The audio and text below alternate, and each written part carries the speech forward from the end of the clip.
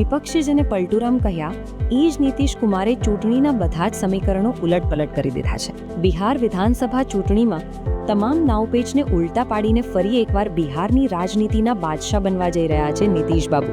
જો કે આ વખતે બિહારમાં ભાજપ સૌથી મોટી પાર્ટી બનીને ઉભરી આવી છે. તેના કારણે ચૂંટણી પરિણામોમાં જેડીયુ સામે પણ ભાજપનો હાથ ઉપર રહેશે. આમ મહાગઠબંધનને હાથ આપીને બિહાર વિધાનસભાની ચૂંટણીના જંગમાં ફરી એનડીએએ બાજી મારી લીધી છે.